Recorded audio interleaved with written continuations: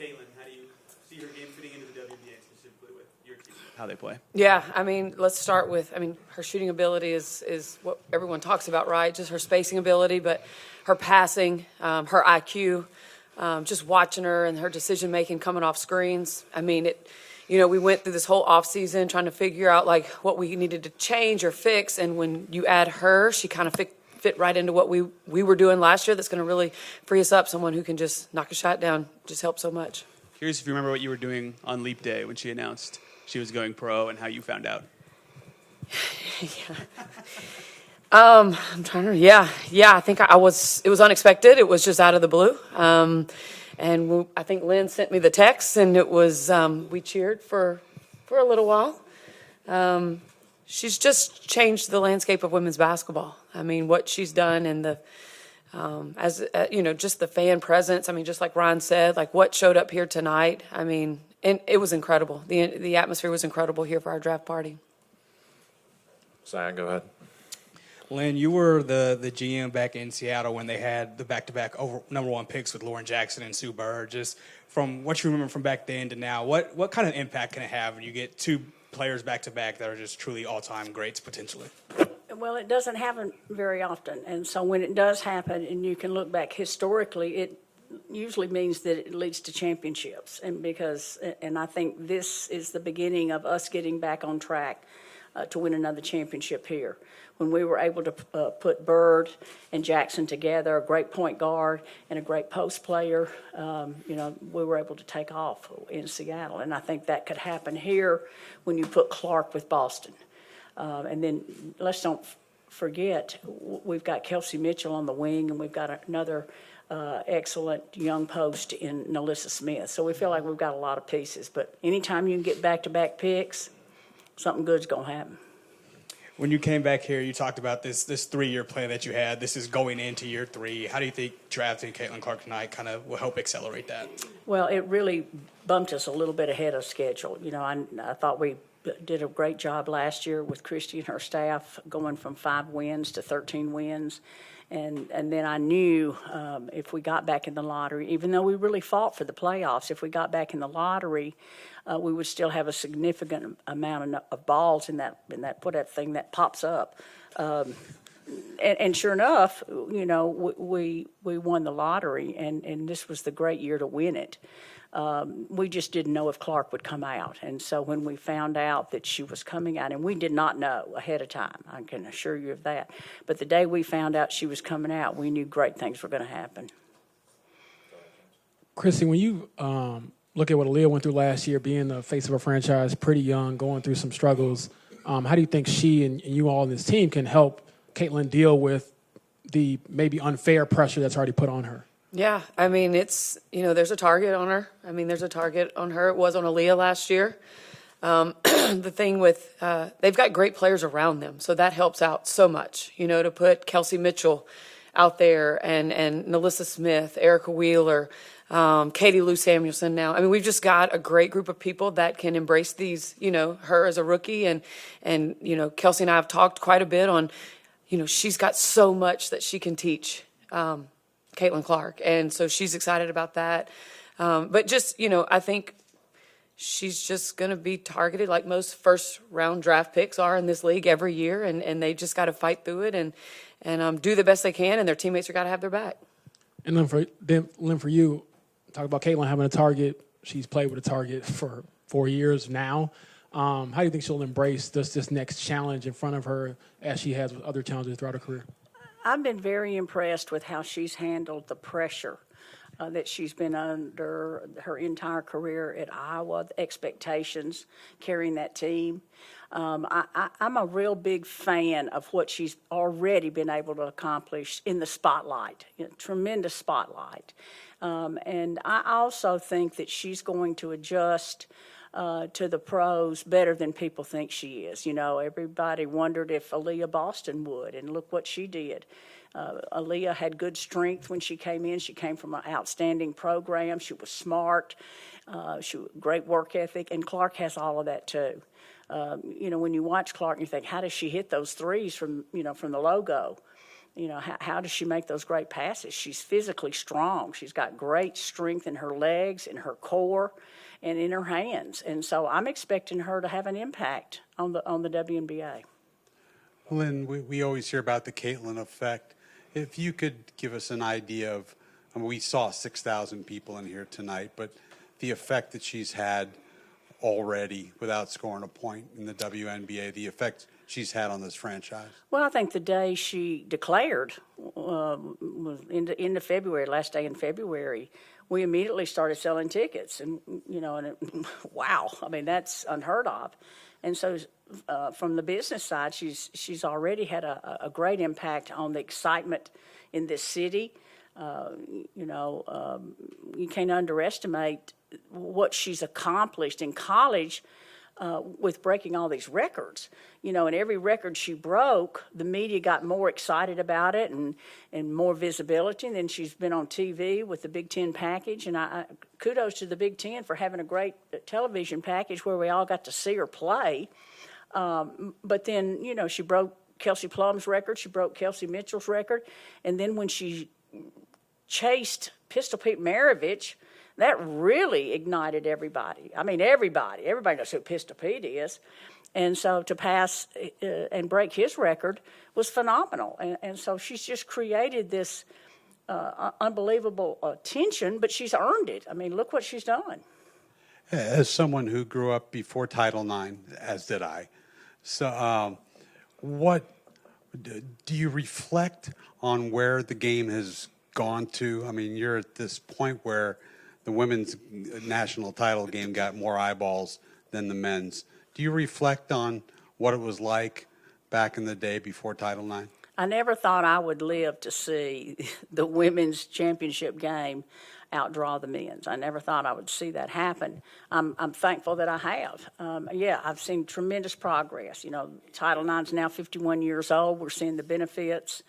It's a special moment in our sport. But we've had a lot of great players through the years, and I had an opportunity to coach a lot of them. We just didn't have the TV games. We didn't have the visibility. They were secret heroes, secret stars. And I think now what Caitlin Clark's done is put a spotlight on our women's game, and everybody's seeing what a great game it is. I mean, I loved watching our women's games this year. Nothing against the men, but there was something about the women's college game this year that just caught everybody's attention. You had more than just Caitlin Clark. You had a lot of exciting women that played at a high level, highly competitive. And so I love seeing it. I'm thankful that I'm still alive to see it. Christie, for you mentioned Caitlin's passing ability. And shooting's going to come and go, but can you dive just more into how valuable that is? Because, when she's not able to shoot well, which is rare, that passing ability is still, elite, at least from what we saw in Iowa. Yeah, that's one of the things I say about her when I get to talk about her, just her willingness to be a passer. She did a great job with her Iowa teammates. Some nights they were hitting for her, some nights they weren't, but she just continued to make those passes. And that, as a coach, as a pro coach, when you try to look at who she's going to be passing to, in the future, it changes things. I had the opportunity to coach Sue Bird in Russia several years ago, and there are times watching Caitlin play. Sue's one of the greats. She's one of the greats to play the game. And there are times where I'm watching her and I'm like, my God, that is something that's a pass that Sue could have made. And very few people could have made them, especially the kick aheads and the pass aheads. And it's just right on point. She has this ability with the strength that Lynn talked about to just get the ball and whip it right on time. And that's another one, her timing is just impeccable with her passes. Scott, go ahead. See, did you talk with Lisa Bluter at all just about beyond basketball, everything that comes with it, the crowd that's going to be outside your bus, in the airport, all those different things where you might have to be a coach in a different way for her and the rest of the group? Yeah, Lynn and I talked about that quite a while ago, just about, how much to reach out to them. We wanted to respect their season. And so we really didn't want to not show any pressure, but we just wanted to let them enjoy their season and see, what they were going to be able to do. And they had an incredible season. So it was just, that is a conversation that I will have with her. I have called everybody to ask about what this is going to be like, and the answer I get is, Chris, I don't have anything for you with this. And so that's kind of, it's a different, it's something different that we've never had before, having a player like her come here. Lynn, along the same line, something you've never had before is 36 of your games at least on a national scale. Like, what do you think that can do in help elevating the entire franchise as a whole? We'll just keep the momentum going that we've seen in the college game this year. When you have, 18, 19 million for the championship game, and we're hoping that will carry over into the WNBA, not just with Caitlin Clark, but with Cameron Brink and Cardosa and Angel Reese and the players that were drafted tonight. But it's a real key moment in the history of women's basketball, women's sports, to have the visibility that we have, and then for us, the Indiana Fever, to go from having 1, maybe 2 games on TV to having 36. So no pressure on you, Christie. No, not tonight, Lynn. Not tonight. I'm curious, guys, just from the standpoint of, we've talked about what she is as a player, as a person, for a franchise that's looking to rebuild. What made Caitlin Clark such a person that you guys wanted to build this around, and how she's been able to handle that pressure at Iowa? How can it apply to the WNBA?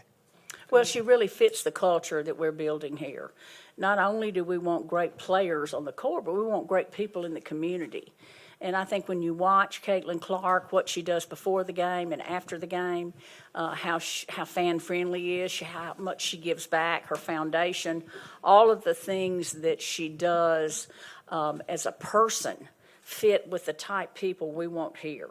The great thing about her, she is a fantastic player and a fantastic person. So it's a perfect fit for us. And she's from the Big Ten. She's from the Midwest.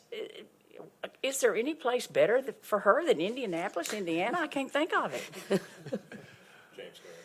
Lynn, you talked about the attention that Caitlin has brought to the game. I think Don Staley was talking about how the burden, the crown is heavy. Maybe a bit of a unique question, but how much do you think is her responsibility? I mean, she's taken it, she's worn it, but I mean, how much of that conversation will be to maybe try in moments to just be Caitlin? Well, I think she's earned it. What she's accomplished, the 4 years she's played, she's earned that crown. I mean, there's not any doubt in my mind that she's earned it, and I think she's worn it well. I think she's handled the publicity. I think she's found a way to still be the goofy, funny, smart kid off the court. I have a tremendous amount of respect with what she's been able to do so far, and I think that goes back to her family, her parents, her brothers. She comes from a great support. So far, she's shown me that she can handle the pressure, and I think she can handle it at the next level. Just for either of you, looking at both Celeste and Leilani, what stood out to you guys about those two and wanting to draft them? Yeah, start with Celeste. I mean, we've watched her thinking she was going to come out last year with the picks that we had, so we've just kind of been on her. She just brings athleticism, size. She's played in several different programs, so that means that she's been able to adjust, so that can help her when she gets here. Leilani, I mean, to me, I started watching her early in the season, but last year she led the SEC in scoring. She's shooting 35% from 3. She's long, she's athletic. It's kind of a need that we need, both of those two guys. And I think they just give us an option in training camp where we just really want a competitive training camp, and both those guys do that for us. And then for you, Christie, last year, obviously you went through it with Aaliyah, just the expectations of a number 1 overall pick. How do you as a coach just mentor them and help them balance those expectations and go through maybe the ups and downs they have throughout a season? Yeah, I mean, that's going to be the challenge, right, man? I mean, that's our staff's been together the last few weeks just trying to, talk about what direction we're going to go with different things, and it always comes back to the chemistry in the locker room and making sure that, these guys there's so much outside noise going on with these guys with social media. And so just to make sure they are connected in there and have each other's back, I think it's a challenge for all of us, just to make sure they're not not listening to, what outside people are saying and just paying attention to what's going on the inside. And we've got a great group that was here last year that kind of went through it. I actually tried to, when I thought I needed to meet with a couple of them, they laughed and they were like, Coach, we're good. Like, this is what we've been dealing with since we were in college. So, we'll discuss some things, but, we talk about what it takes to be a special organization, be a special player. And I said this out there, but you have to have a talent, which every one of these players have an amazing gift. But like Lynn said earlier, like the character of the person, that's huge for us. Do they fit in our culture? And then just be crazy competitive. And so these three guys do that for us. This is for either of y'all, but I was talking to fans outside and asked about the anticipation of tonight. And, others' opinions might vary, but someone told me that this was the most anticipated sports pick they've had as an Indianapolis fan since maybe Peyton Manning.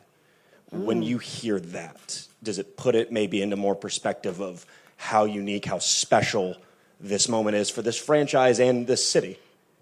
Wow. That's a wow. That's a wow. I mean, I'm a big Peyton Manning fan. He's a Rocky Topper. So that's putting her in some really high cotton talent there. But wow, I'm glad the fans think that. I hope that's the direction that we're going. And certainly we'd like to follow in Peyton's footsteps and win a championship just like he did. I think we got two on Zoom here.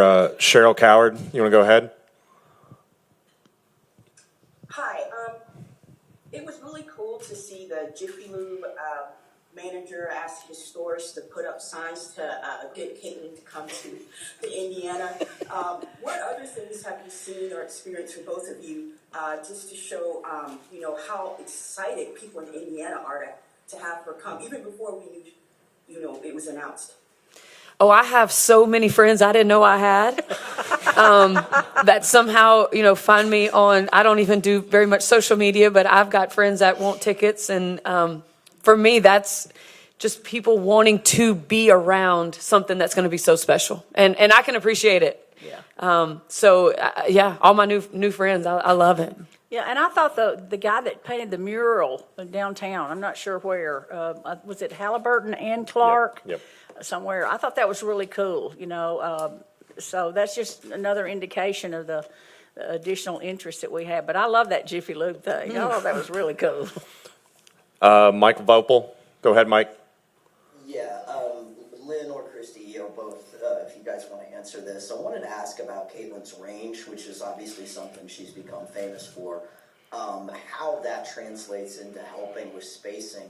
And then also just the fact that you have, I think, two of the greatest, well, probably the two greatest college three-point shooters now on the same team with Kelsey Mitchell and Caitlin, I think, combined have over 1,000 three-pointers when they're in college. I just wonder if you could answer, both of those things, both Caitlin's range and then having the two of them on the same court. My heart is pounding really hard right now just to hear you say that. The smile that's on my face, it's been just, you're exactly right. I mean, Kelsey Mitchell is special. We're lucky to have her here.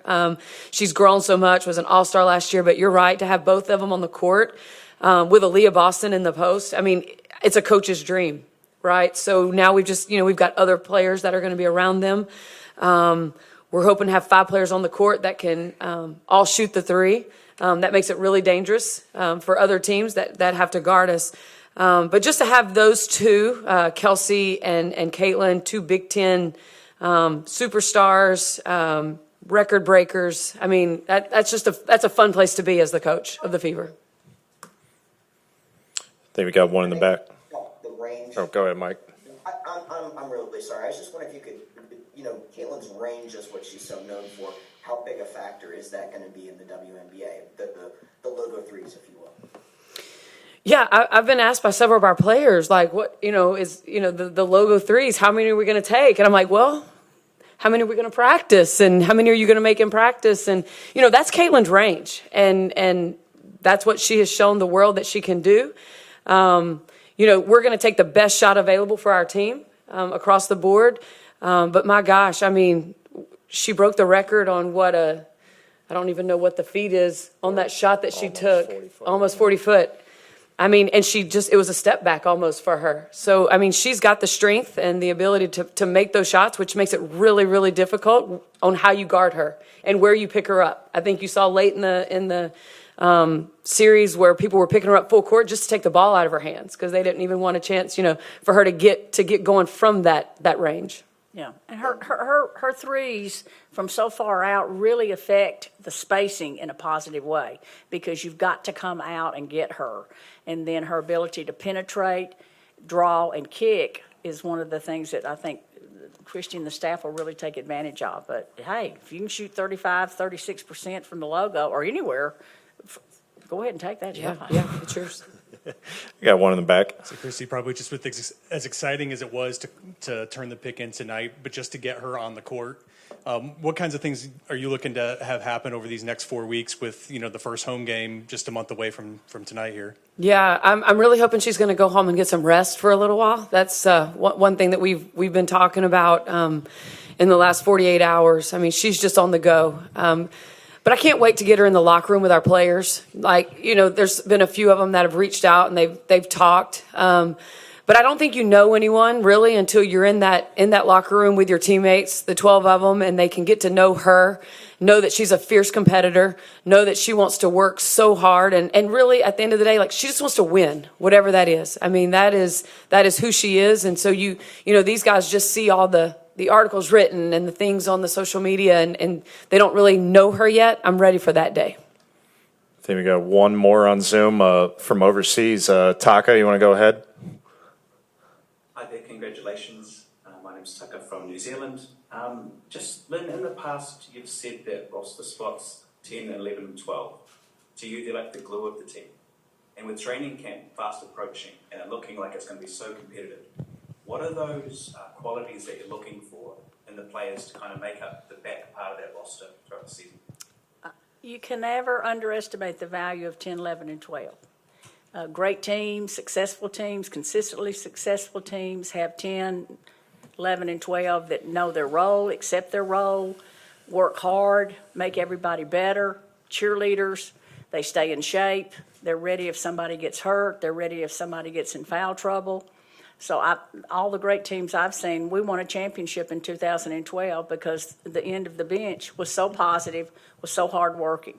So that's one of the things that we'll do in training camp is figure out who is 10, 11, and 12 because they will make a difference on how far you go. Anybody else? Okay, I think that will wrap it up. Thank you, everybody, for joining us tonight. Go Pacers! Go Pacers! Go Pacers! Go Pacers! Go Pacers!